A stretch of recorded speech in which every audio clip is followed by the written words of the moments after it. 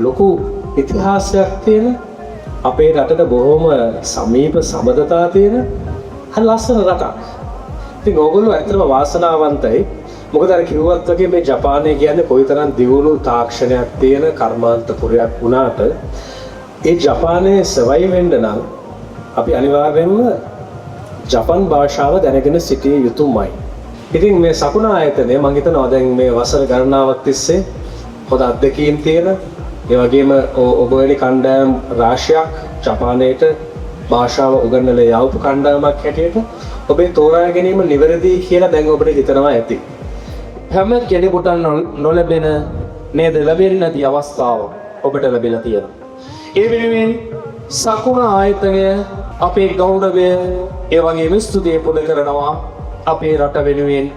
ඔබේ විදේශ ප්‍රේරණ මේ රටට අරගෙන එන ඒ විදේශ ශ්‍රමිකී බවට පත් වෙලා හෙට දවසේ ඔබ මේ රටේ ආදරණීය ජනතාව වෙනුවෙන් සෞඛ්‍යයට, අධ්‍යාපනයට, ප්‍රවාහනයට නේද මේ රටේ ජනතාව ඉල්ලා සිටින ඒ ගොඩාක් දේවල් වෙනුවෙන් ඔබ කරන කැපකිරීම ගොඩාක් ශක්තියක් ධෛර්යයක් වෙනවා. ඒක සාර්ථකයි. විශේෂම කාරණය තමයි සකුණ ආයතනය තමන්ගේ සීමාවට යාවිලා පතුල්ම නගරයට කළුතරට ලොකු වැඩමුළුවක් සිදු කරමින් මේ තේ කිරීම ගැන අද්දරම හදවතින්ම ප්‍රණාමය පිළිබඳව ගම මේ කටයුතු දිගින් දිගට තව සාර්ථකව ඉදු කරන්න කියන දේ අපි අද ආදරෙන් ඉල්ලනවා.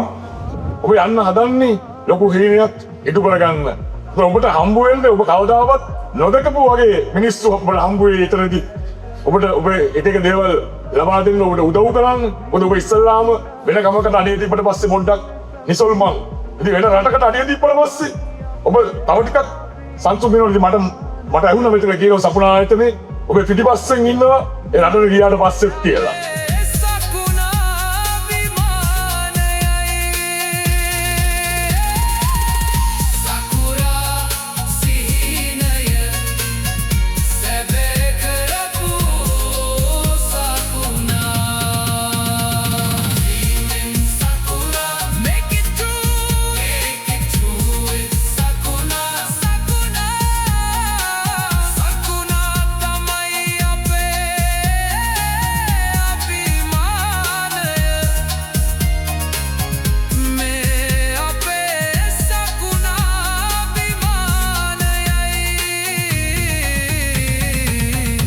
Sakura sihinaya sabah